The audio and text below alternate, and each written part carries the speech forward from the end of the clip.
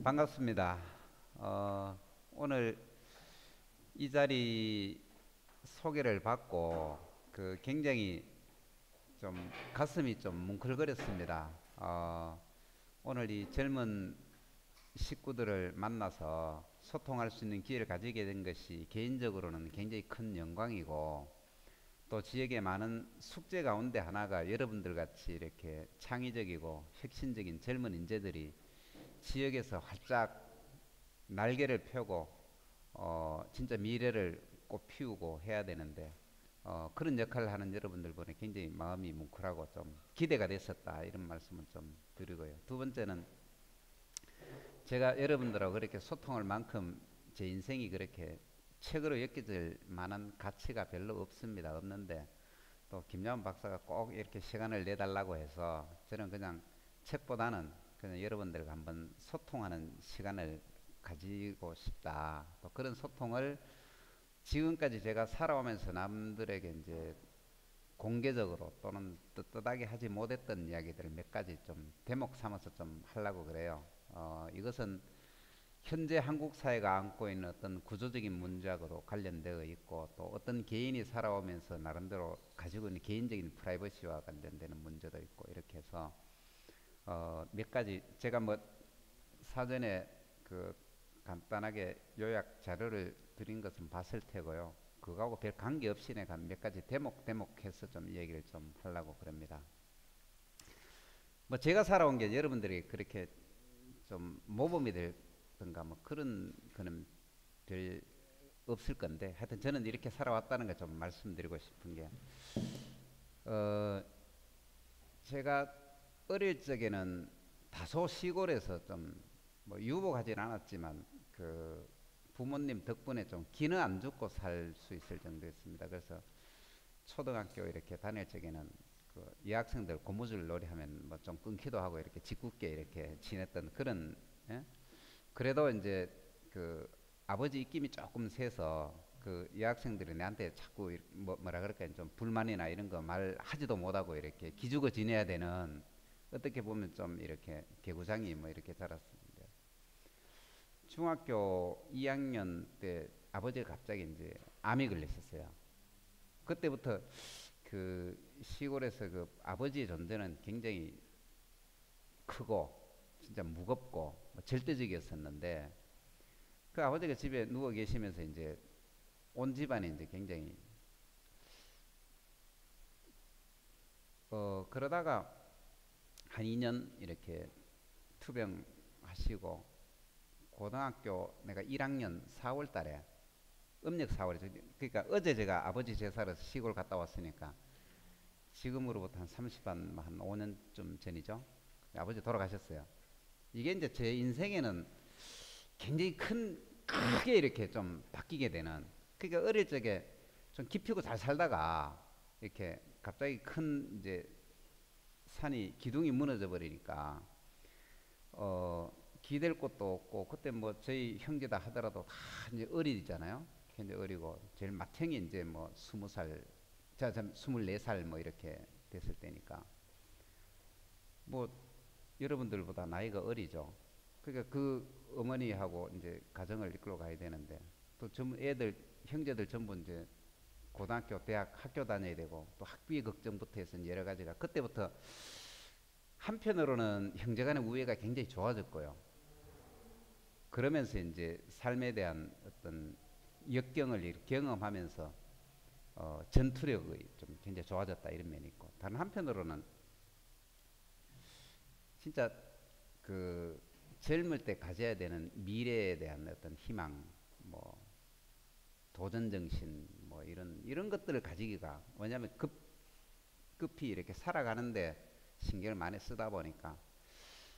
그런데 지금 뭐 여기까지 중요한 얘기 아니고, 그래서 그때 내가 큰 인생의 변화가 있었던 게 뭐냐면, 이건 이제 이때까지 말 못하고 지냈었던 얘기인데, 어 우리 반의 그부들이, 내가 아버지가 돌아가서 그때 뭐 대부분의 이제 우리 고등학교를 대구에 오면 학생들이 다 자취를 했고 가난했어요. 그때 뭐 부자다 하더라도 대구에서 뭐 자기 집에서 뭐 혹시 도시락 싸면 뭐 계란 도라이 하나 해주는 정도가 부자들이고요. 뭐 대부분 반찬 싸들고 가면 뭐 김치나 뭐 이런 정도 이렇게 싸들고 다니는 시대인데. 그래 아버지 돌아가셨다고 애들이 5만 원, 500원씩을 거두어서 3만 원을 이제 우리 담임 선생님한테 전해줘서 우리 뭐 진교가 가정이 어려우니까 좀 도와줘라 이렇게. 그건 이제 내가 시골에 이제 장례 치르러 간 사이에 이제 친구들이 이제 그런 걸 했어요. 근데 난 그거 깜짝 모르고 있었어요. 모르고 한 달쯤 지났습니다. 한 달쯤 지났는데 친한 친구가 제보고 이런 얘기예요. 굉장히 너한테 실망을 했다. 무슨 이야기냐 그러니까 니는 왜 친구들이 그 용돈을 모아서 니한테 그런 성의를 표해 줬는데 고맙다는 인사말도 하지 않느냐. 그 내가 그 무슨 얘기냐 하니까 그런 사정을 이야기하는 거예요. 이렇게 애들이 그렇게 실장이 주동을 해가지고 이렇게 모아서 담임선생한테 전했는데 네가 그런 걸 안 해서 일부 친구들이 서운하다 하더라. 야 그때 제가 참 뭐랄까 참 어린 마음에 그때 당시만 하더라도 담임 선생님이라고는 존재는 뭐 요즘으로 말하면 제가 이제 교수님들도 알고 지역에 뭐 여러 이제 하지만 그 어린 나이에 특히 시골에서 대구 와서 고등학교 담임 선생이라고 하는 것은 굉장히 저한테는 큰 존재감이 있고 제가 언제나 기댈 수 있는 그런 분인데 그 말도 못해 이제 그 이야기를 선생님한테. 이를테면 선생님 왜 친구들이 저거 했는데 저한테 말씀 안 하셨고 또 그 돈을 어떻게 하셨어요 말을 못 하잖아요. 이때부터 이제 제가 이 인생의 이제 첫 뭐랄까요 그 세상을 요즘으로 말하면 이제 고민을 하기 시작하는 거죠. 야 이게 누구든지 뭐 제 같은 비슷한 경험을 했을 겁니다. 뭐 이게 친구로부터든 사회로부터든 여기서 이제 선생님에 대한 존재를 달리 생각하기도 하고 하여튼 제가 그때 지금 이렇게 생각하면은 한 두세 달 정도는 뭐 집에 와서 자취방에서 이렇게 잠자면서도 이걸로 일을 어떻게 할까? 어? 그렇다고 또 시골에 가서 어머니한테 어머니 뭐 우리 반에 친구들이 아버지 돌아가셨다고 참 저 도와준다고 이렇게 돈을 모아줬대요. 이 말도 못 하겠고 형제분들한테도 말씀 못 드리고 그렇다고 뭐 다른 또 친구한테 말 잘못 꺼냈다가 이게 친구들이 선생님 찾아갈 일이잖아요. 그때 제가 이 사회를 조그만 옛날에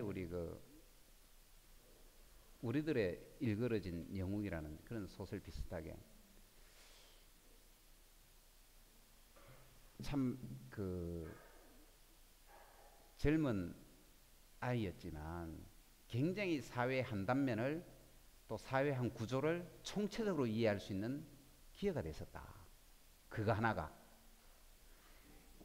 뭐 아픈 만큼 성숙해진다는 것은 그 성숙이라는 의미는 자기가 겪었던 그 단편적인 사례나 사건을 바탕으로 그 일이 일어날 수 있는 사회 역사적인 구조를 이해하게 되고 그 구조를 이해하게 되면서 이제 사회를 보는 눈이나 관점이 이제 한 단계 높아가는 그게 나한테 큰 계기가 됐습니다. 그 지금으로 말하면은 사실은 뭐 원하지 않았던 결과였는데 선생님께서 그 돈을 저한테 안 준 것이 제가 인간적으로 굉장히 성숙할 수 있는 큰 도움이 됐었다. 이거는 뭐 의도하지 않았던 인간적인 성숙이 만들어진 겁니다. 지금 생각해도 내가 참 그 대견했다 싶은 게 그거를 말을 하지 않고 교내에서 문제화되지도 않고 다 그렇게 하여튼 어쨌든 뭐 결론적으로 넘어간 것이 다행스러웠었고 또 개인적으로는 구조를 이해할 수 있는 한 개인의 어떤 그 관점이나 어떤 구조로 저걸 넘어서 사회를 하나의 구조로 볼 수 있는 이해가 됐었다. 기회를 가졌었다는 게 큰 계기였었습니다. 그러면서 이제 고등학교 시절에서 친구들과의 만남. 그때 제가 그 문예학부에 들어가 있었는데 친구들하고 이제 자연스럽게 이런저런 책을 읽으면서 근데 고등학교 2학년 때 소위 광주 그 민주화 운동이 일어났을 때입니다. 80년대요. 그러면서 사회적인 구조, 그게 뭐 정치 구조든 경제 구조든 뭐 문화 구조든 사회 구조든 그런 구조를 가지고 간헐적으로나마 이제 책을 통해서 소통을 하고 그 책을 읽은 친구들끼리 함께 어, 이야기할 수 있는 기회를 좀 가질 수 있었던 것이 좀 큰 고등학교 다닐 적의 소득이었었고, 그래서 고등학교 졸업할 적에는 대학이라는 데서 큰 그 뭐랄까 매력을 가지지 못했습니다. 제가 당시 이해를 했을 적의 사회 구조는 그런 어떤 뭐 지식이라든가 뭐 어떤 인간적인 가치라든가 또는 개인이 가져야 될 어떤 뭐 여러 가지 이제 미덕 또 뭐 어떤 여러 이런 것들이 사회가 긍정적으로 평가하는 건 아니다. 이 사회가 보니까 굉장히 특권자 중심의 사회였었고, 뭐 지금도 그런 면은 여전히 남아 있는 부분이 있습니다만은 그런 특권을 누리는데 대학이라고 하는 것은 하나의 치장일 뿐이고, 그래 그 특권을 어떻게 빨리 찾아가느냐, 또는 그 특권을 얻지 못해서 고통받는 사람들을 위해서 우리가 뭘 할 건가? 이제 그 두 가지 이제 선택을 해야 되는 것이 내 앞에 놓이는 내 당시 그때 당시 숙제였었습니다. 그래서 지금도 여전히 이제 후자를 선택한 거예요. 특권을 선택하지 않고 후자를 선택했는데, 그래서 이제 대학은 뭐 꼭 가야 되느냐, 그래서 대학 가지 않고 할 수 있는 일이 많다 해서 그랬는데, 뭐 부모 어머니나 이제 형제들이 일단 그러면 네 뜻은 알겠는데 이제 대학은 졸업하고 그렇게 해라 해서 제가 계명대학을 들어가게 됐는데, 우리 계명대학교는 여러분들 아시지만 뭐 다른 학생들하고 굉장히 지금도 여전히 그 장학제도가 잘 되어 있습니다. 뭐 사실은 주인이 없는 학교인데요. 지금도 사회나 뭐 여러 봉사 또는 그래서 지금 우리 대학에는 돈이 없어서 학교를 못 다니는 학생은 없도록 하라는 게 총장님의 그 교육 철학이시고 또 실질적으로 그것을 실천해 오고 있습니다. 근데 계명대에 들어갔는데 그때 이제 뭐 부모가 대학을 들어가라 하니 들어갔고, 이제 대학 들어가서 제가 제 뜻을 펼쳤습니다. 그러면 이 사회의 특권으로부터 굴종을 당하거나 지배를 받거나 혜택을 얻지 못하는 특권의 대상이 되는 사람들의 권리를 위해서 내가 뭘 해야 될까? 그게 이제 제일 큰 제 앞에 놓인 숙제였었는데, 그 첫 번째가 지식을 쌓는 거다. 이 지식을 가지고 특권을 받지 못하는 사람들이 사회, 정치, 경제 구조를 이해할 수 있도록 교화하는 일을 우리 좀 해야 될 필요가 있다. 사실 지금도 정치, 경제, 사회 구조 속에서 상대적으로 어려움을 겪고 있는 많은 분들이 개인적인 이유도 있겠지만 구조적인 이유로 사회로부터 소외받고 있다는 사실을 모르는 사람들이 많아요. 그런데 그런 것들은 소위 이제 이 관료가 아닌 이 지식인이 해야 될, 여러분 잘 아시겠지만 그죠? 지식인의 임무 보시거든요. 지식인이 해야 될 가장 큰 숙제입니다. 그래서 대학 다니면서 제가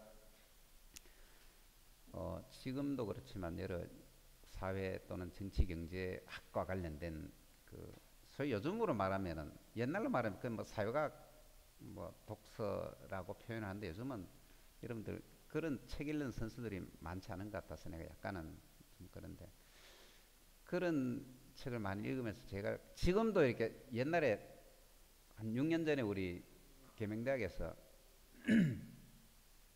CEO 포럼을 매주 합니다. 우리가 훌륭한 CEO를 불러서 특강을 듣는데 거기 유시민을 불렀어요. 그 유시민이 특강을 하면서 무슨 얘기를 했느냐면, 저희가 대학 들어와서 뭐 4학년 때인가 뭐 공산당 선언을 이제 책을 구한 겁니다. 그 책을 구하는 순간 진짜 흥분되고 가슴이 설레이고 떨려서 그때는 그런 책을 소지한다는 것만으로 뭐 요즘은 뭐 자본론이나 뭐 모든 것들이 다 여러분들이 오픈되어 있지만 책을 가지고 있다는 자체만으로 그때는 구속감이었습니다. 구속 정도가 아니라 이제 뭐 남영동 공안분실에 가고 그때 저게 얻어 터지고 예? 온갖 고문을 당하고 하던 그런 시대였으니까 그 책을 구하고는 워낙 흥분이 되어서 막바로 자기 자취방으로 가서 이불 덮어 쓰고 밤새 그 책을 다 읽었다. 그 책을 다 읽는 동안 진짜 벅차오르는 가슴을 어? 자제할 수가 없었다. 이런 얘기를 한 적이 있어요. 제가 똑같은 경험을 제가 대학 때 그 경험을 했습니다. 그때는 이제 그때는 책이 좀 빨간 책이라 그랬어요. 그게 이제 소위 사회과 관련 정치 경제학 학문 분야로 얘기하면 정치 경제학이라고 그럽니다. 그 정치 경제학 관련 서적들을 직접적으로 국내에서는 이렇게 그 불법 도서로 규정을 하고 뭐 출판사나 이런 쪽에서 전혀 발행을 못하게 하고 하니까 그걸 어떻게 사들려 왔냐면은 일본을 통해서 들어오는 겁니다.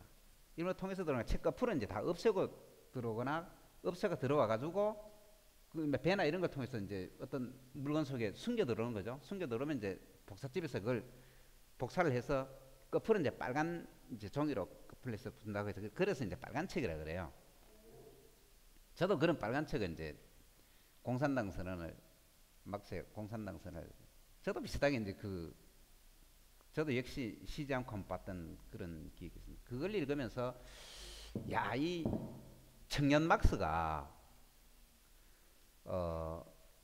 물론 지금보다는 덜 그 발달한 자본주의였었지만 그때 이미 자본주의의 그 모순을 보고 그 모순을 극복하기 위한 대안으로 뭐 그렇게 그 완벽한 대안은 아니지만 그래도 이제 정치 구조라는 당을 가지고 이제 그 변화를 할 필요성이 있다는 어떤 개인적인 어떤 차원이나 집단적인 차원을 넘어서 이 정치 운동까지 함께 가야 된다는 그런 생각까지 했다는 것에 대해서 굉장히 좀 감동을 받았고 그러면서 그뿐에 아니라 이제 그때 이제 뭐 자본론이나 이런 그런 것들 보면서 이제 사회에 대한 이제 일거리들이 이제 굉장히 많이 눈에 띄는 겁니다. 이제 대학 다니면서 이제 졸업하고 이제 그러면 이제 뭐 할 거냐 이제 그런 것들 많이 읽고 하다 보니까 뭐 지금 그때 같이 공부했던 동료들 중에는 이제 직접 노동운동 현장으로 뛰어든 친구들도 있고요. 뭐 농촌운동하러 간 친구들도 있고 저같이 이제 또 공부한 사람도 굉장히 많아요. 그때 이제 주로 유학 간 사람은 독일이나 뭐 영국이나 이런 유럽 쪽으로 이제 많이 유학도 가고 또 시민운동에 직접적으로 뛰어든 사람도 있고 뭐 회사에 노동운동하는 사람도 많고요. 또 사회 나서 정치운동하는 사람도 많고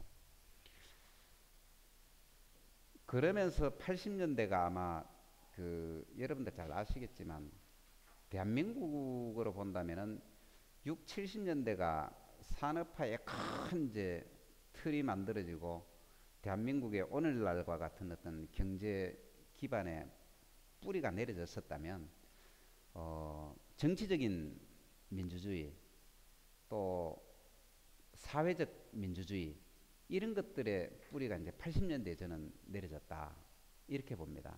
그래서 그 80년대의 뿌리가 이제 90년대, 2000년대에 오면서 굉장히 싹을 트고 이제 나무로도 자라고 요즘 많은 열매들이 맺어져 와 있지 않습니까? 예를 들면 여러분들이 나하고 이런 얘기를 쉽게 할 수 있고 또 제가 이런 이야기를 해도 이게 뭐 인터넷을 통해서 소통이 되든 뭐가 되든 아무 이제 제재를 받지 않고 자유롭게 살 수 있는 대한민국이 됐지 않습니까? 또 사회에서도 내가 원하는 내가 필요로 하는 어떤 일을 하더라도 시민사회는 다 그 소중한 뜻도 이해를 해주고 받아들여 줍니다. 예를 들면 내가 여러분들과 영 뜻이 다른 생각을 가지고 있다 하더라도 내 생각을 펼치기 위해서 1인 피켓 시위를 하더라도 저 사람의 관점이나 가치는 존중되어야 된다라고 하는 것이 이제 한국의 민주주의 수준이지 않습니까? 그게 이제 저는 80년대에 뿌리 내려왔었고 그 과정 속에서 저는 이제 대학생이었지만 큰 활동은 못했지만 나름의 시대적 역사적 고민을 했던 것이 지금의 제가 가지고 있는 사회적, 정신적, 제 개인 가치의 큰 이제 바탕이 됐습니다. 아마 지금도 이제 그 바탕을 잘 못 바꾸는 게 사람이라는 게 좀 그렇죠, 그죠? 금방 혁신을 잘 못하겠는데 그게 이제 제 개인적인 심리적 인프라는 그겁니다. 가치관의 인프라, 태도의 인프라, 정서의 인프라, 뭐 이 모든 제 인프라는 그걸로 이제 저는 채워 있다고 말씀드리고요. 그래서 이제 그 제가 첫 번째 이제 고등학교 1학년 때 경험한 그것과 이 대학을 다니면서 이제 사회를 인식하고 거기에 약간의 역할을 했던 것이 이제 개념적으로나 논리적으로 보면 굉장히 그 연결이 좀 되어 있다 이렇게 생각을 하고요. 또 그 활동이라고 하는 게 이제 고등학교 때는 좀 잠재되어 있었고 했었지만 대학에서는 나름대로 적극적으로 소통도 하고 뭐 그렇다고 뭐 폭력적인 시위가 나는 그때 뭐 폭력적인 시위 참여했습니다만 폭력이라는 것은 좀 그렇게 뭐 동의를 하지 않는 거고 뭐 설사 폭력이 좀 있었다라고 하더라도 당시 과장된 폭력이었고요. 또 일부 그 몰지각한 운동 세력들이 그 이해하지 못하는 폭력을 행사한 사례도 많았습니다. 뭐 화염병을 던진다, 뭐 돌멩이를 던지고 그게 사실은 우리 같은 시민사회를 살아가는 형제들끼리 그 싸우는 건데 그런 건 좋지 않고요. 어쨌든 대학에서 이제 그런 걸 했고 이제 대학을 졸업하면서 이제 세 번째 이제 인생의 한 대목인데요.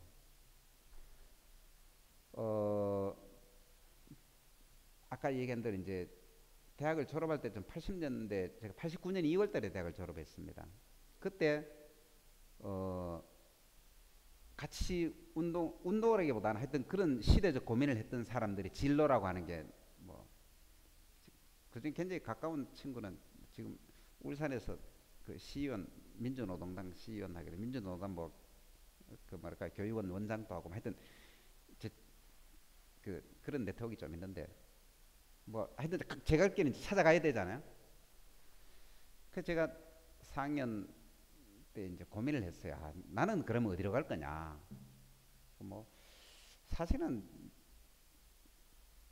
대학 졸업할 때쯤 되니까 이제 제 학교 다닌다고 도와줬던 형제들도 이제 머릿속에 좀 고마움도 있고 촌에서 농사지면서 고생하는 어머니가 자꾸 아른거려가지고 이 어머니나 그 형제들의 기대를 저버리고 산다. 그때 지금 생각하면 그 용기가 없었던 거죠, 그죠?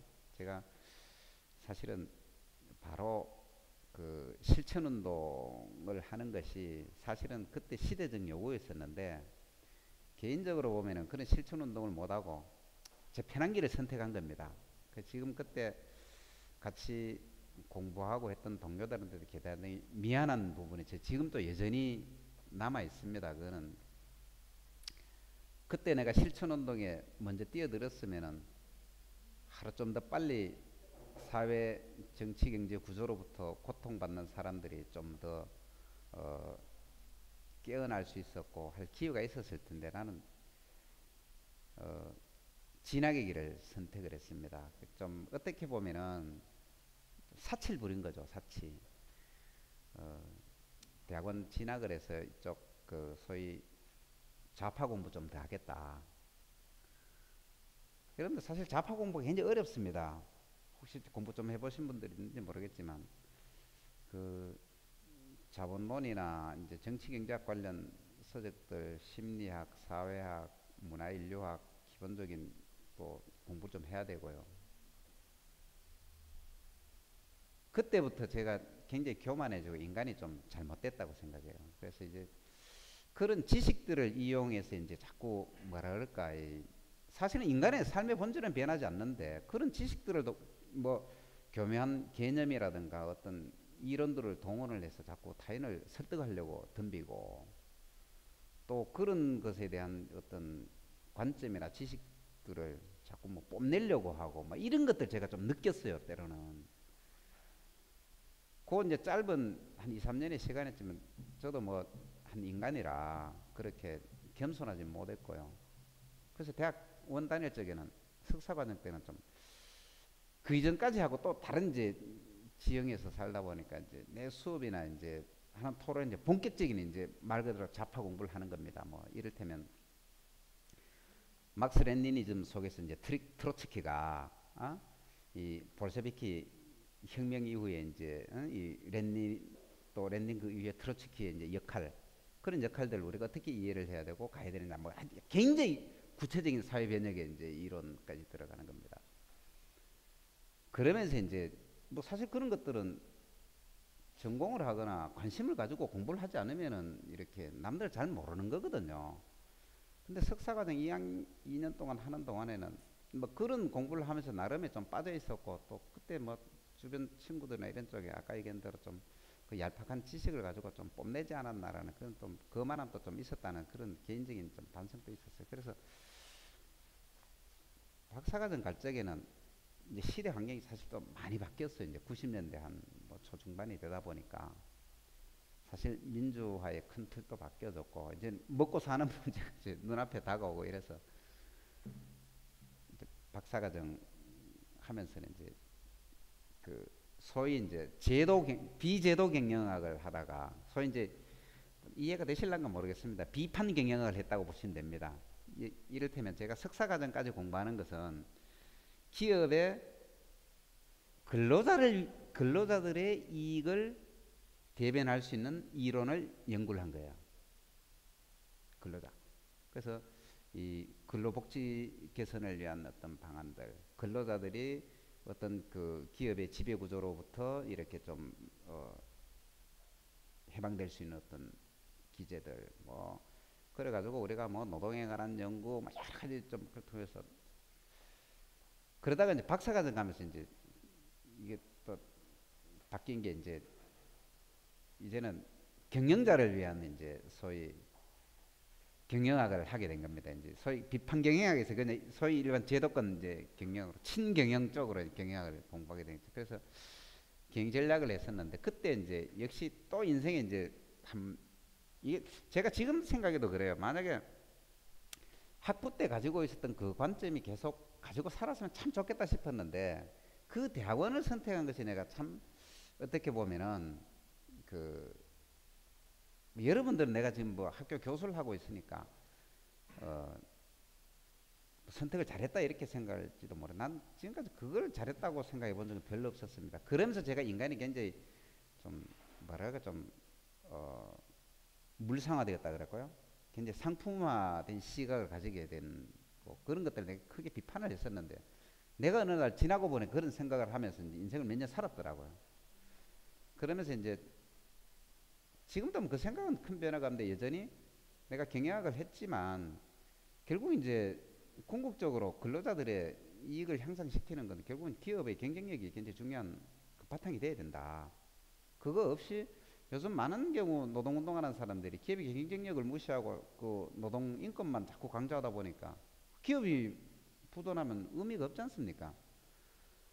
제가 이제 그 생각은 지금도 여전히 가지고 있어요. 가지고 있지만 기업에서 중요한 그 근로자들의 인권이나 복지는 아직까지도 절대적으로 좀 확충돼야 되고 그 분야에 대한 연구나 또는 제도 기반이 좀 넓어져야 된다는 데는 늘 인식을 하고 있습니다. 여기까지가 제가 살아온 어떤 학문적인 배경입니다. 그래서 혹시 여러분들께서 제가 이제 어떤 사람이냐 아마 제가 말씀드린 요 정도면은 제가 가지고 있는 어떤 그 가치관이나 또는 학문적인 관점이나 또는 시민사회를 바라보는 저의 그 태도 아마 좀 이해가 되지 않았을까 싶고요. 30분 하는 거 맞죠? 예. 그리고 내가 한 5분만 좀 더, 딱 30분이 되는데 5분만 더 하고, 예. 그리고 이제 지금 제가 대구에서 그 99년도부터 제가 대학 교수를 했으니까 지금 한 10한 5년 정도 대학 교수 했나요? 16년째 대학 교수를 하고 있는데 어, 대학 교수도 했고 또 제가 테크노파크에 뭐 전략산업기획단장이랑 뭐 이렇게 좀 학교에서도 이렇게 좀 역할을 하고 있는데 여전히 제가 가지고 있는 생각은 변화와 혁신입니다. 제가 김여한 박사가 태권도 파크에 있을 적에 저하고 같이 3년을 같이 일을 했었습니다만은 제가 끊임없이 요구하고 또 해야 된다고 강조했던 것이 지역의 변화와 혁신이었고요. 또 그것을 위해서 제가 하고 싶은 숙제들이 굉장히 많았었는데 다 하지 못하고 학교 와 있습니다만은 여전히 그것에 대한 노력이나 역할들은 해야 된다고 생각하고 틈틈이 또 그런 역할을 하고 있습니다. 그래서 제가 오늘 여러분들을 보면서 아까 다시 얘기로 돌아가면 참 가슴이 뭉클하고 그런 변화와 혁신을 이제 여러분들이 만들어 가야 될 시대다. 또 여러분들이 그런 역할을 하는데 저와 같은 이런 기성세대가 좀 후원을 해주고 적극적으로 동참을 해주는 그런 게 우리 지역사회에 좀 필요하다. 그래서 여러분들이 훌륭한 역량을 쌓았지만 지역에서 살아간다는 것이 자랑스럽고 또 지역을 위해서 해야 될 일이 이런 일을 그런 일을 하면서 지역에 대한 애착과 뿌듯함을 가져가는 그런 풍토, 분위기 이런 것들이 좀 필요한데 여러분들이 그런 것을 해주셔서 굉장히 고맙고 또 먼저 살아온 사람으로서 못했다는 것에 대한 반성도 있고 어쨌든 이 기회를 통해서 앞으로 여러분들한테 조금 더 큰 도움을 줄 수 있다면 저는 좋겠다 이런 생각을 하고요. 부탁을 하나 드린다면 오늘 제목이 굉장히 좋은데요. 그죠? 책을 인생의 책이라고 하는 게 사람의 책이라는 이 책은 각자 이제 써가는 겁니다. 그죠? 여러분 남아있는 인생의 책을 써가는 건데 저는 늘 이렇게 때로는 주변으로부터 좀 무모하다고 이렇게 비판을 받을 때도 있는데 저는 늘 도전적이고 열정적이고 사는 게 맞다. 나 이걸 늘 가지고 있는 사람입니다. 도전적이고 열정적으로. 그래서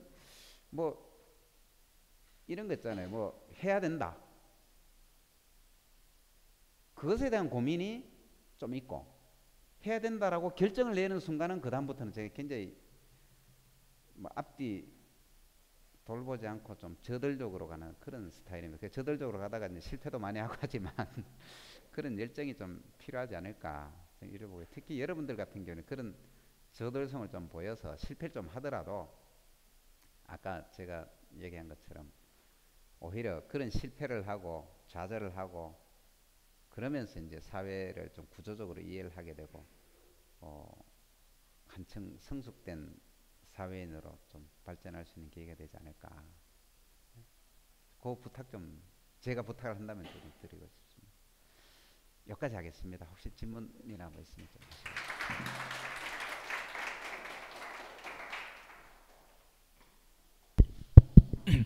하시죠. 네, 신진교 박사님께 다시 한번 큰 박수 부탁드리겠습니다.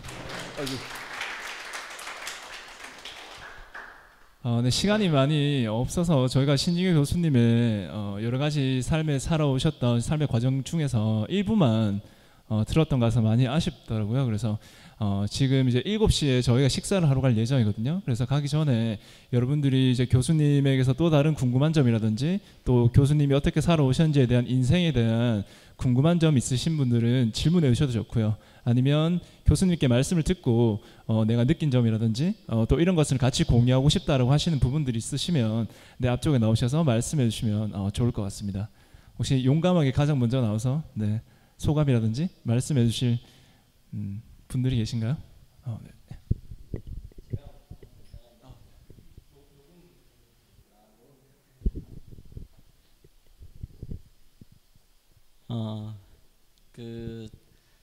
보통 제가 30분 하면 대부분은 이게 초청 받아서 오시는 분들이 한 50분 하십니다. 근데 너무 이게 정확하신 분이 되나서 30분 하니까 정말 30분 딱 맞추어서 말씀을 해주셨는데요. 그 신진교 교수님은 이제 계명대학교 경영학과 교수님으로 계시지만 이제 지역 사회에서 오늘 겸손하게 말씀을 하셨지만 지역 사회에서 굉장히 많은 그 활동가 또 영향력 있는 이런 조언들을 많이 하고 계십니다. 그리고 특별히 이제 저는 또 3년 동안 교수님을 제 위에 또 단장님으로 모시면서 여러 가지 많은 것을 배웠고요.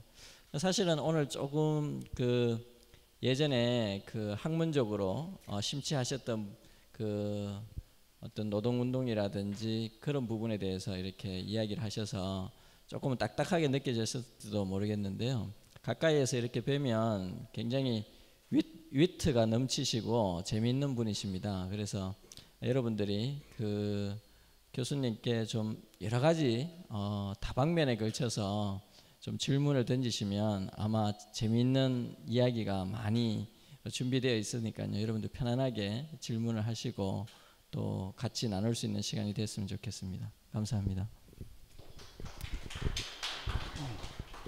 그러면 제가 한번 교수님에게 먼저 재미난 이제 요한 박사님께서 이제 신유 교수님이 재미난 얘기가 굉장히 많고 다양한 에피소드들이 많다라고 얘기 들었는데 제가 2011년이죠. 교수님 댁에서 이제 맛있는 막걸리를 먹었을 때 교수님께서 막걸리는 어떻게 먹어야 맛있는지 그리고 어떤 막걸리가 맛있는지에 대해서 저에게 알려주신 적이 있어요. 교수님께서 막걸리를 굉장히 좋아하시다 보니까 막걸리에 대한 얘기를 많이 들었는데 교수님에게 막걸리는 어떻게 먹는 게 맛있는지 어떤 막걸리가 맛있는지 저희 학생들 음주도 좋아하고 하니까 한번 알려주시면 재밌을 것 같다는 생각이 들어서 교수님에게 질문 한번 드려보겠습니다.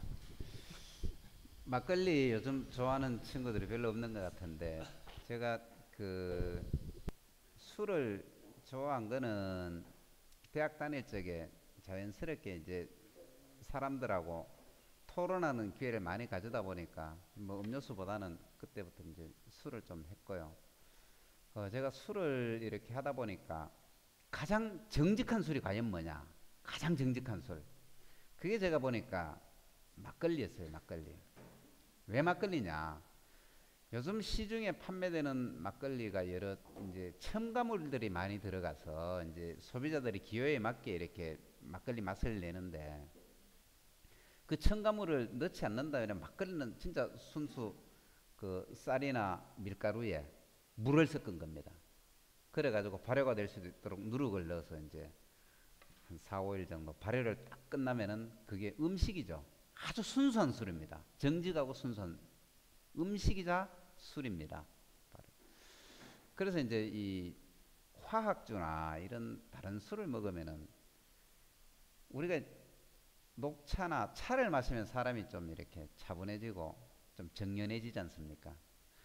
그 다른 폭탄주나 이런 소주, 맥주 이렇게 섞어 먹는 것보다는 막걸리를 마시면 굉장히 조금 더 겸손해지고 또 성찰하는 그런 시간을 갖는데도 도움이 되고 왜냐하면 제가 막걸리를 만들어 보니까 그래요. 진짜 순수한 음식입니다 이게.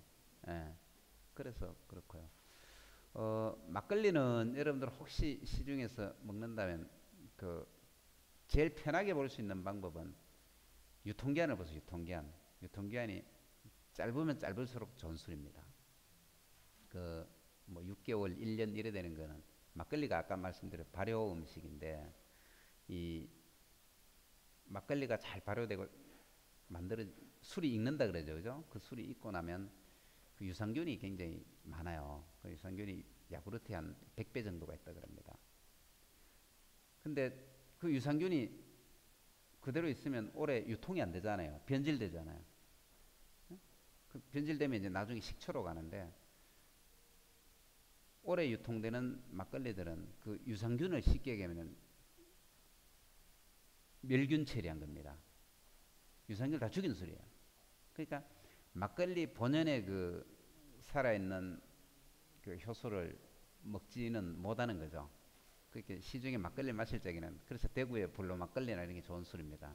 유통기한이 한 열흘밖에 안 돼요. 그는 살아있는 그 술이고요. 그 다음에 혹시 뭐 저번에 우리 친구도 우리 집에 왔었지만 저는 많은 경우 술을 집에서 직접 담궈서 먹습니다. 담궈서 먹다 보면 이제 물이 제일 중요하고 물이 좋은 물로 만든 술이 좋은 술입니다. 예.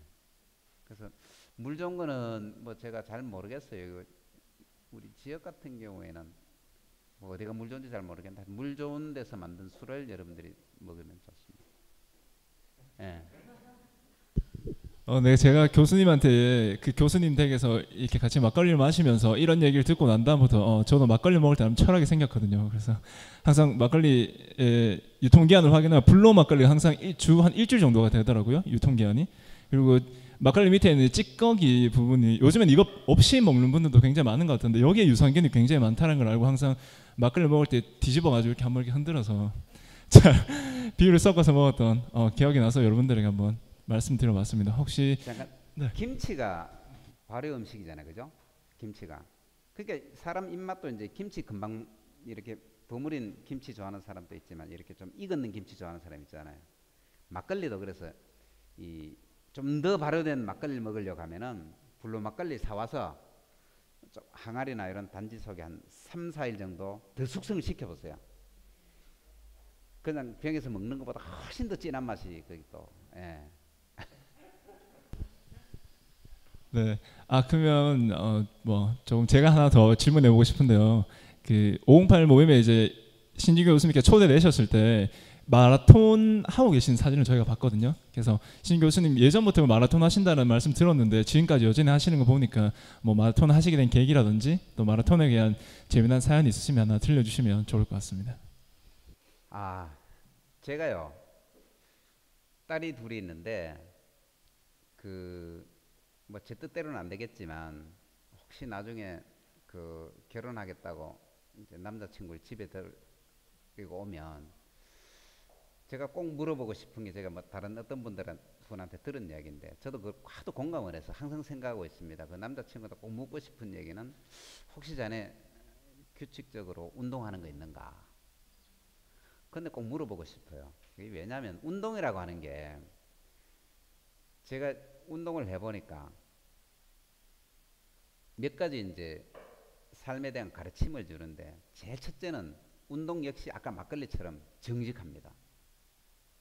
운동은 요행을 인간에게 주지 않는 겁니다. 마라톤을 제가 10km를 예컨대 한 50분에 뛴다, 40분에 뛴다. 그 50분에 뛰기 위해서는 사전에 철저한 준비 운동에서 50분을 뛰는 거지. 어느 날 이 사람이 갑자기 50분 절대 못 뜁니다. 우리가 요즘 뭐 프로야구가 이제 한참 이제 이 절정을 치닫고 있는데 거기서 안타를 치는 선수 여러분들 눈에 보이지 않는 어마어마한 연습을 하는 선수들입니다. 그러니까 게으른 사람은 그러니까 운동으로라고 하는데 운동의 결과는 정직한 삶의 결과다. 요행을 주지 않는다. 운동의 결과는. 두 번째는 운동을 하기 위해서는 어마어마하게 부지런해야 됩니다. 부지런해야 됩니다. 부지런하지 않은 사람은 절대 운동을 못합니다. 그래서 제가 정직하고 부지런하다면 뭐 이 세상 살아가는데 별 문제 있겠느냐. 네, 그런 관점에서 제가 혹시 규칙적으로 운동하는 게 있느냐 물어본다는 거고요. 제가 마라톤을 하게 된 계기는 지금으로부터 한 4, 5년쯤 전이었는데 제가 아까 이런저런 얘기했으면 대학 때부터 뭐 대학원 지나가고 사회생활을 하면서 사실은 굉장히 타이트하게 살아왔습니다. 뭐 사회 어떤 일을 하면서 밤새워 일한 적이 한두 번이 아니고요. 진짜 일 많이 했습니다, 제가. 뭐 그래서 지금도 대구 같으면 대구시청이다, 무슨 뭐 상공회의소다, 여러 단체의 어떤 개인들 뭐 다 이렇게 해서 네트워크가 강한 것이 전부 일로 만들어진 일로 일을 하면서 이제 이 사람도 알게 되고 저 사람도 알게 되고 일로 시작된 그 일을 그렇게 하다 보니까 몸이 많이 상하잖아요. 그래서 이 4, 5년 전에는 굉장히 몸이 좀 안 좋았었어요. 뭐 피부에 반점도 많이 생기고 뭐 지방간이다, 뭐 소화불량이다, 뭐 통풍이다, 뭐 소위 젊은 사람이 참 입에 담 껴를 정도로 몸이 좀 안 좋았었습니다. 그래서 어느 날 누구가 추천을 했어요, 마라톤을. 그럼 뭐 피부에 나는 반점을 피부과 가서 뭐 레이저 치료, 약물 치료 아무래도 낫지도 않고 그래서 뭐 좋다 그럼 달리기를 한번 해보자 해서 이제 집 앞에 옛날엔 영대병원 옆에 살았었는데 그 영대병원 운동장에 가서 밤에 이제 뭐 한 3km, 4km, 이제 5km씩 이제 뛰었어요. 뛰다 보니까 한 2주쯤 됐는데 어느 날 샤워를 떠 가는데 반점이 싹 없어졌어요. 특히 이제 통풍이 있고부터는 이제 술도 못 먹게 하죠, 의사가. 그 좋아하는 술을. 또 뭐 맛있는 음식을 잘 못 먹게 해요. 뭐 등푸른 생선 먹지 마라, 뭐 고단백 먹지 마라, 뭐 여러 먹지 말라는 게 많아. 그 얼마나 큰 불행입니까, 그죠? 근데 어느 날 마라톤을 하다 보니까 먹어도 되겠다 싶은 생각이 들어요. 근데 먹어보니까 전혀 뭐 통풍이나 이런 것에 대한 게 없어요. 그래서 음식 맘대로 먹었고요. 뭐 지방간을 다 갔고요. 그래서 그때부터 이제 마라톤 매니아가 된 겁니다. 뭐 남들 보면 좀 이상한 사람처럼 비춰질 정도로 한겨울에 추워도 뭐 일 바쁘면 집에 와서 밤 11시가 돼도 신천에 나가서 한 10km씩 뛰고 집에 와서 샤워하고 자고 뭐 이럴 정도로 지금 또 그 마라톤에 대해서는 그 애착을 가지고 있고요. 마라톤의 제 건강을 지켜주는 지금 뭐 바탕입니다. 바탕이고 지난 2월 24일 날 또 23일 날 또 동경에 가서 동경 국제 마라톤에 가서 풀코스 뛰고 왔고요. 제가 지금까지 풀코스는 한 6, 70회 정도 뛰었는데 아까 얘기한 대로 6, 70회를 뛰기 위해서 보통 한번 준비하는 게 몇 킬로 정도 준비한 한 500킬로 이상 연습을 합니다. 그 정도 준비를 해서 대회 가서 한 판 뛰는 거니까 여러분들 생각하는 이상으로 제가 운동을 제가 많이 했었고요. 제가 실력 수준으로 본다면은 제가 풀코스 최고 기록이 3시간 4분입니다. 3시간 4분이면 웬만한 아마추어급에서는 굉장히 탑 한 5% 안에 드는. 그래서 뭐 이런 성주군 뭐 참외 마라톤대 이렇게 할 적에는 옛날에 한 8등도 하고 이렇게 하면 있었는데 여러분들도 혹시 뭐 마라톤이 아니면 다른 운동이라도 한번 제가 꼭 추천을 하고 싶습니다. 운동을. 예. 네. 신익규 교수님의 또 다양한 또 새로운 면의 책을 읽어본 것 같아서 재미난 시간이었고요. 여러분들도 혹시 궁금하시는 거라든지 네, 앞쪽에 나오셔가지고 하고 싶은 말씀 있으신 분들 있으면 함께 공유하면 좋을 것 같네요. 네. 네, 범식 씨 나와서 말씀해 주시죠.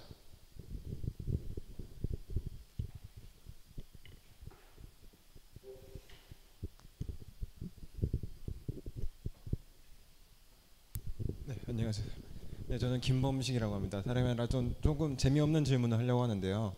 저도 학교에서 자본론을 이제 접했었고, 이제 교수님 같은 경우에는 석사과정 때는 이제 노동자의 편에서 이제 공부를 하시고, 박사과정 같은 경우는 경영자 편에서 이제 공부를 하셨다고 하는데, 어떻게 보면 자본론이라는 책, 이제 마르크스가 쓴 책인데요. 마르크스가 말하는 거는 어떤 경제가 발전할 수 있는 어떤 원동력 같은 경우에는 인간의 노동밖에 없다고 말을 하고, 이제 투자한 것보다 더 많은 가치가 나오려고 하면은 이거를 자본가가 얻기 위해서는 노동력엔 착취밖에 없다고 말을 했잖아요. 이 부분에 대해서 과연 어떻게 생각하시는지, 현대에 적용했을 때 어떻게 생각하시는지 좀 궁금하고요. 그렇다면 만약에 이 말이 어느 정도 맞다고 생각을 하시면은 어떤 올바른 어떤 바람직한 경영이라고, 우리 사회에서 바람직한 경영은 어떤 게 있는지 좀 설명을 해주시면 감사합니다. 굉장히 좀 좋은 질문을 해주셨고 역시 이제 우리 젊은 친구들이 진짜 가져야 되는 바람직한 생각이다 이런 말씀을 좀 드리고 싶습니다. 나는 옛날에 이런 제가 석사과정 때까지만 해도 그 이후에도 주변에서 혹시 빨갱이 아니냐 이런 얘기를 한 사람들이 좀 있었는데 그건 아니고 지금 방금 얘기한 그 소위 자본론 가운데 핵심 부분으로 잉여가치 학설사에 가는 부분입니다. 그 지금 질문한 그 내용에 대해서 여전히 제가 그 이론에 대해서는 동의를 하고 있고요. 상식이지 않습니까? 우리가 가치를 만들어내는 건 노동밖에 없습니다. 그게 육체 노동이든 정신 노동이든 그 노동이 가치를 만들어내는 거고 그 만든 가치의 전부를 근로자들에게 쉽게 얘기하면 보상으로 임금으로 다 준다면 그게 말 그대로 이 공평한 사회잖아요. 그게 근데 우리는 자본주의라고 하는 그 제도는 근로자를 집단적으로 고용해서 근로자들이 만들어낸 가치의 일부분은 경영자가 취할 수 있도록 만들어 놓은 제도입니다. 쉽게 얘기하면 내가 회사에 가서 100의 가치를 창출해 줬지만 나는 50이나 60 정도를 받아가도 되는 법과 제도가 자본주의 제도입니다. 그러면 이제 거기에 대해서 이제 일부 이제 그 제도권에 있는 학자들의 주장, 그러면 이제 경영자의 이제 역할이라고 하는 게 있잖아요. 그럼 경영자도 일단 뭐 회사 전체 구성원의 한 사람으로서 나머지 이를테면 뭐 근로자들에게 60을 주고 40을 회사가 가진다면 40을 가지는 것에 대한 그 40에 대한 가치를 사실 경영자가 한 거다. 이렇게 어떻게 보면 개변을 하는 학자들이 있는데 그거는 저는 맞지 않다고. 어쨌든 자본주의는 그 근로자들이 만든 가치의 일정 부분을 해서 그게 이제 지금 자본주의 속에서 기업이 이제 자본주의 사회의 가장 중요한 그 경제 주체 출발이잖아요. 기업. 그 제도가 이제 자본주의의 경제 발전의 원동력이 되었다라고. 그건 맞아요. 그건 뭐 지금 여전히 이제 막스 레니즘을 뭐 제대로 다른 나라는 없는데, 그죠? 없는데 어쨌든 그쪽을 지향하면서 갔던 뭐 구소련이나 동구, 중국, 뭐 북한이나 저런 데 아주 독재 국가고, 그죠? 뭐 그쪽보다 이쪽 우리 자본주의의 제도를 선택했던 국가들이 경제적으로 훨씬 더 발달했고, 다만 이제 남아있는 방금 숙제가 뭐냐면은 그게 이제 사회를 경제적으로 발전시킬 때 중요한 그 도구이고 제도라면은 그로부터 이제 그 소외받거나 이제 그 억압을 받게 되는 근로대중들의 삶을 어떻게 우리가 개선할 거냐. 이 문제는 지금 학문적으로 보면은 최근 한 5, 6년 전부터 이제 기업의 사회적 책임이라 그럽니다. 그전에는 그냥 뭐 인간적인 가치 속에서 경영자가 돈이 많이 있으니까 뭐 지역사회든 근로자를 위해서든 어떤 뭐 기부를 하고 하는 게 뭐 정당하지 않느냐, 뭐 필요하지 않느냐, 뭐 이런 얘기했었는데 그런 것들이 이제 제도화되거나 뭐 일원화된 건 아니고 이제는 그 사회적 책임이라는 걸 EU 국가를 중심으로 해서 이제 기업들에게 강제를 합니다. 우리나라에서는 기업의 연차 보고서, 쉽게 얘기하면 이해관계자들에게 우리 회사의 가치는 이렇습니다라고 보고를 할 적에 하는 게 크게 쉽게 말하면 재무제표를 보고합니다. 우리 회사가 1년 동안 그 사업을 해가지고 돈을 얼마 벌었다. 손익계산서. 또 현재 우리 회사가 현금은 얼마 가지고 있고 뭐 예컨대 건물은 얼마나 가지고 있고 고정자산은 얼마고 해가지고 재무제표, 그 대차대조표. 그리고 1년 이렇게 수익에가 남았는 돈을 앞으로 어떻게 처분할 거냐, 뭐 그 잉여금 처분, 하여튼 이런 정도로 이제 보고를 해요, 이해관계자들한테. 그러면 우리 일반 시민사회에서는 이 회사 원래 예컨대 삼성, 원래 10조 벌었네, 참 좋은 회사다. 포스코, 원래 뭐 2조 벌었네, 좋은 회사다. 이렇게 보잖아요. 유럽은 거기에 플러스, EU가 플러스 뭘 보느냐면은 이 기업이 사회를 위해서 어떤 기부나 어떤 사회발전 공동체를 위해서 역할을 했느냐, 그 레포트를 쓰게 하는 겁니다. 우리 매출액 가운데 우리는 지역 공동체 발전을 위해서 얼마를 썼다. 또 지역의 어려운 가정들이 학교에 잘 다닐 수 있도록 뭐 장학금을 얼마 줬다. 또 우리 모든 직원들이 일주일에 뭐 몇 시간 이상씩 교통 뭐 이런 그 봉사를 했다. 이런 거 다 적게 돼 있어요. 또는 뭐 환경 친화적인 제품을 얼마나 만들었다. 환경 영역과 관련해서. 그것도 하나의 보고서로. 그러니까 재무적인 보고서 플러스 이런 사회적인 또는 국가 이런 역할을 한 부분까지 애뉴얼 레포트에 동시에 내도록 되어 있습니다. 그걸 보고 이제 시민사회가 평가를 합니다. 이 회사 이런 활동까지 이 두 가지 동시에 봐서 평가를 하는 거예요. 우리나라는 돈만 벌면 좋아하잖아요. 좋은 회사다 가르잖아요. 그죠? 그건 아니다. 그래서 지금 우리나라에도 이제 그래서 이 EU에서 촉발되었던 그런 시스템, 그런 기업 평가 제도가 이제 우리나라도 이제 뿌리를 내리기 시작합니다. 뿌리 내리기 시작해요. 그래서 이제 기업에 대한 평가를 할 적에 이제 그런 사회적 책임 활동을 얼마 했는지를 평가 항목에 집어넣습니다. 또 평가를 받아서 인증을 받도록 돼요. 사회적 기업으로서 그 사회적 책임을 얼마나 수행했는 기업으로서 인증. 우리가 뭐 그 여러분들 혹시 그 기업들 이렇게 볼 적에 뭐 ISO 뭐 9000 이런 거 들어본 적 있어요? ISO 16000 뭐 14000 이런 거 들어본 적 있어요? ISO 26000이 사회적 책임에 대한 인증입니다. 그 인증 규정이 있고요. 그 인증을 받으면은 이 기업이 재무적인 성과도 좀 내지만 사회적 이런 역할 좀 하는구나. 근데 이제 우리나라 아직까지 이제 그런 맛 안 개고 흉내만 내는 수준이다. 그게 이제 그 지금 굉장히 중요한 질문을 했는데 지난 그 연초에 이제 보고된 우리나라 이제 50대 그룹이 지금 쌓아놓은 현금 재산이 얼마냐? 477조입니다. 쌓아놓은 현금 재산이 부동산 이거 빼고.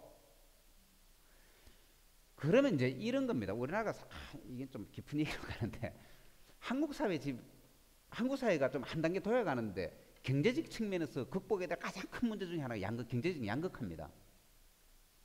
그것을 이제 양극화를 심화시켰던 두 가지 흐름인데 하나는 비정규직의 양산입니다. 그 정규직과 비정규직 간의 이제 격차가 갈수록 벌어지고 비정규직의 삶이 굉장히 황폐해지지 않습니까? 정규직의 뭐 정규직 절반, 비정규직 절반 이렇게 보면 돼요. 통계적으로. 또 정규직의 급의 절반이라고 보면 돼요. 비정규직이. 그리고 이 비정규직의 삶이 계속 나요. 근데 두 번째 하나 이걸 또 가능하게 하는 게 대기업과 중소기업 간의 격차입니다. 이 대기업들이 뭐 작년에 문제가 됐었죠, 그죠? 갑의 횡포 이렇게 하면서 늘 중소기업들의 역량을 쥐어짜서 지들 챙기고 중소기업들에게 모든 비용 전가시키고 하는 이러다 보니까 우리나라 지금 대기업들이 477조 현금을 가지고 있으면서도 그 현금을 지금 현금 재산을 가지고 있는데 경제라고 하는 것은 말 그대로 순환 그죠? 거기서 막혀 있는 겁니다. 근데 그런 그 재정적인 수익은 남겼는데 이 수익이 국가든 크게 봐서 사회나 시민사회 발전을 위해서 이렇게 좀 순회될 수 있는 구조 이게 안 되잖아요. 이게 지금 저 친구 한 그 질문 중에 포인트가 이겁니다. 그저 사회적 책임이나 그저 이제 그 기업인들의 어떤 그 선량한 마음씨 여기 기댈 수 있는 건 아니다. 이게 법과 제도적인 보완이 필요한 거다. 이게 그렇게 가면 그게 이제 극단적으로 가버리면 이게 말 그대로 사회주의로 가는 거예요. 그렇죠? 이제 그런 사회주의까지는 아니지만 어쨌든 한국 사회가 가지고 있는 구조적인 문제를 해결할 수 있는 차원에서 어느 정도 법과 제도적인 보완이 필요하다. 그런 얘기를 강하게 하면 이게 또 뭐 아까 말씀대로 너무 잡하다 그러는 거고요. 사회 신자유주의라고 하는 그런 거잖아요. 신자유주의 그 반대편이 있지 않습니까? 뭐 시장이라고 하는 완전히 시장 경제 속에서 약육강식의 체제를 사실 약육강식이라고 하는 것들이 어떻게 보면 강자한테는 굉장히 유리한 환경이지만 그렇지 않은 뭐 개인이든 기업이든 이게 얼마나 불공정한 은폐한 구조입니까? 바다에 가면은 고래는 세상이 굉장히 공평해 보입니다. 그렇죠? 바다에서 고래는 새우는 세상이 굉장히 불공평해 보입니다. 그렇죠? 그런 이야기입니다. 그래서 이게 그런 문제들이 과거처럼 어떤 우리가 뭐 투쟁해서 뭔가를 얻어내거나 어떤 폭력적인 뭔가로 이제 만들어 나가는 것이 아니라 이제 여러분들과 같은 이제 혁신적이고 창의적인 마인드를 가진 분들이 설사 기업을 하더라도 기업의 운영 구조 자체를 구성원들과 함께 가는 구조로 가야 되는 겁니다. 그런 소위 이제 아름다운 기업들이 한국에서도 굉장히 싹 트고 있고 굉장히 그 존경받는 기업으로 크고 있습니다. 그 중에 실명을 뭐 밝혀도 될란가 모르겠습니다만 이를테면 유한 킴벌리다 이런 게 대단히 여러분 한번 기회가 되시면 한번 들어가 보시고요. 굉장히 그 근로자들의 삶과 회사의 발전이 동시에 이제 발전해 가야 된다는 그런 철학 이런 것들이 좀 자본주의 구조 속에서도 이제 뿌려내려야 될 때다 좀 이렇게 보고요. 네. 네, 박수 한번 보내주실까요? 네. 네, 이렇게 질문을 학생들이 뭐 다양한 주제에 대해서 질문을 하니까 교수님께서 가지고 계신 많은 지식들을 여러분들에게 많이 알려드리고 있는 것 같아요. 그래서 또 다른 분야라든지 또 다른 어떠한 질문이라도 괜찮으니까 관심 있으신 분들은 질문해 주시면 좋을 것 같네요. 그리고 저희 다음 일정은 7시에 식사를 하러 갈 건데요. 가기 전에 혹시라도 식사를 못 하시는 분 있으시면 혹시 있으신가요? 식사 함께 하러 가지 못하시는 분? 네, 2분 계시네요. 네, 지민양 확인해 주시고요. 아직 저희가 시간이 이제 한 10분 정도 더 남았는데 뭐 간단하게 소감이라든지 네 궁금한 거 있으신 분들이 있으신가요 혹시? 네, 감시 앞으로 나왔어. 네, 안녕하십니까. 저는 나이는 30이고요. 이름 배가람이라고 합니다. 강사님 지금 강의를 되게 잘 들었습니다. 그리고 이제 노동자 쪽에서 이제 경영자 쪽에서 둘 다 활동을 해보셨는데 그러면은 이렇게 스토리가 굉장히 많을 거라고 생각이 들었고요. 그다음 도전과 혁신을 이제 추구하시니까 제가 이제 듣고 싶은 거는 그 성공했던 스토리도 많을 거고 이제 실패를 경험하셨던 스토리도 많을 거라 생각을 합니다. 실패를 했던 스토리 중에 그 실패가 어떤 거고 그거를 어떻게 극복해서 이런 가르침을 얻은 경험 있으시면 한번 얘기해 주시면 좋을 것 같습니다. 뭐 제가 성공한 인생이 아닌데 다 실패했는데 사실 지금도 제 삶은 뭐 여러분들과 똑같이 진행형이고요. 또 여러분들이 기대하는 만큼 제가 뭐 완성된 어떤 그 모습으로 서 있는 건 아닙니다. 아니고 사실은 제가 뭐 개인적으로든 어떤 사회적으로든 제가 뭐 별로 성취한 게 없고 또 성취한 게 없다는 얘기는 별로 실패한 게도 별로 노력 안 했어. 근데 다만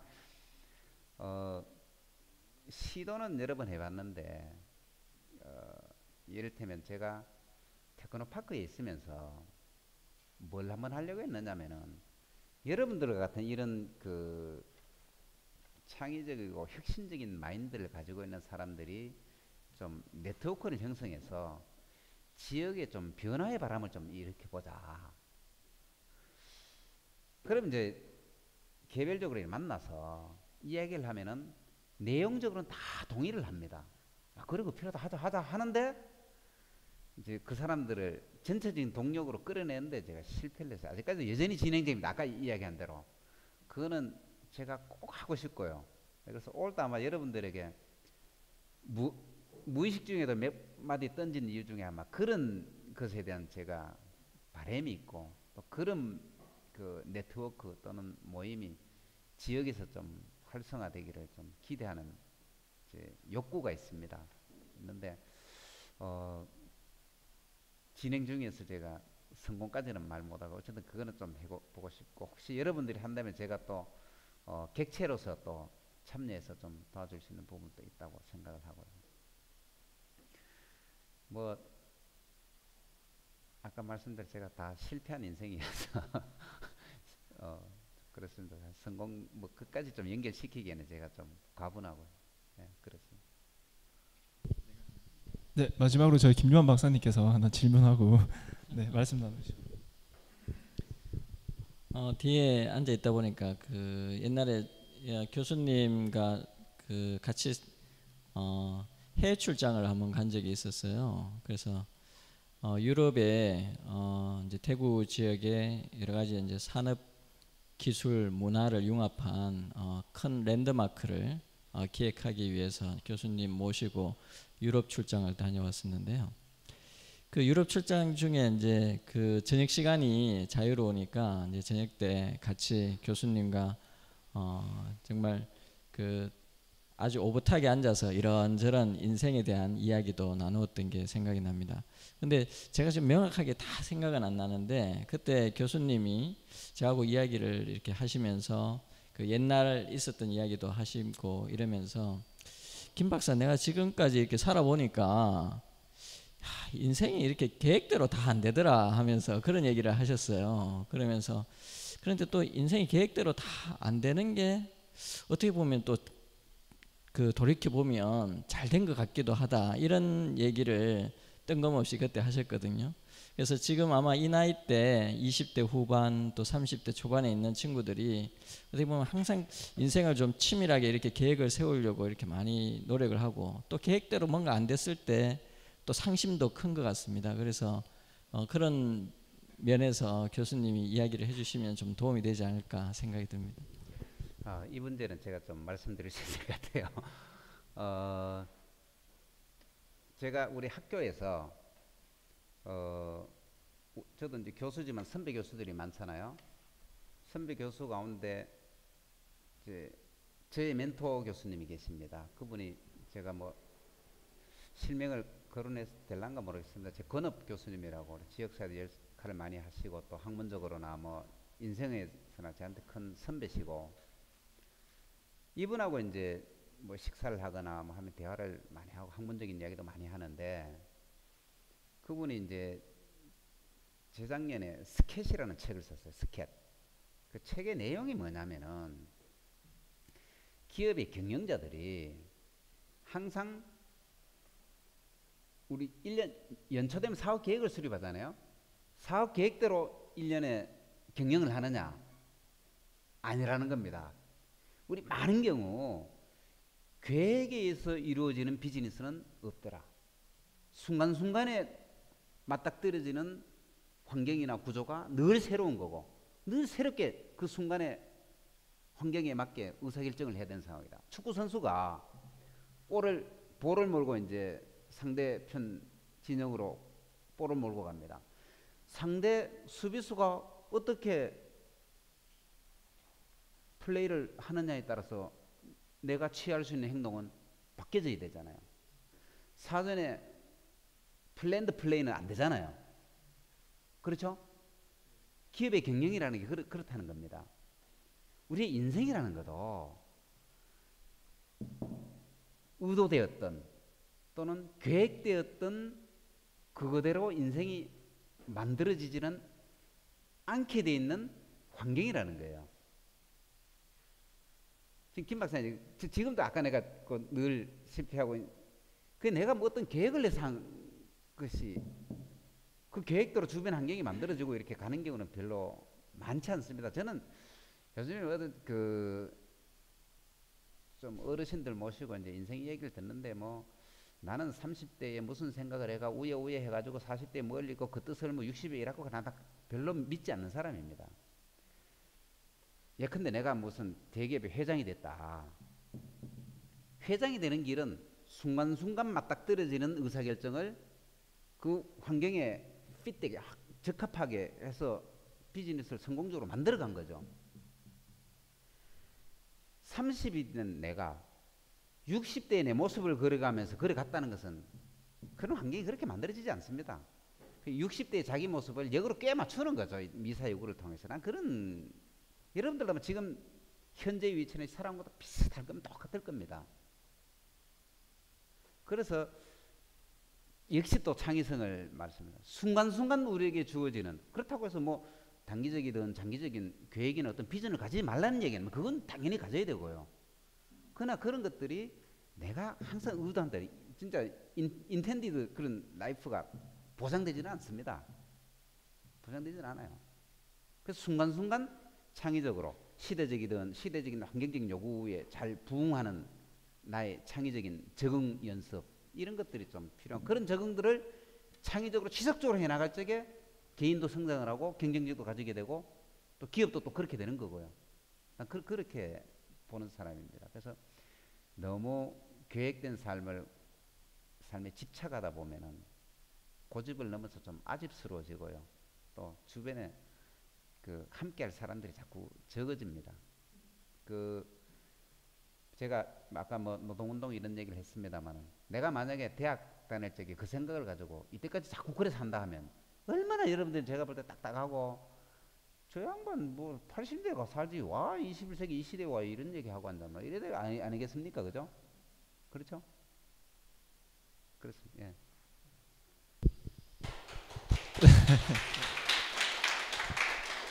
네, 아무래도 저희가 기존에 가졌던 모임 장소보다 또 새로운 곳에 오니까 조금 분위기가 좀 상기되는 분위기가 좀 있는 것 같아서 1부에서는 요 정도로 마무리하고 이제 좀 이따 같이 식사하고 또 2부 모임 가지면서 또 여러분들과 함께 더 소통할 수 있는 시간이 있으니까 그 자리에서라도 지금 하지 못하셨던 질문이라든지 또 함께 나누고 싶은 얘기들 있으시면 그 자리에서 더 진행하도록 하겠고요.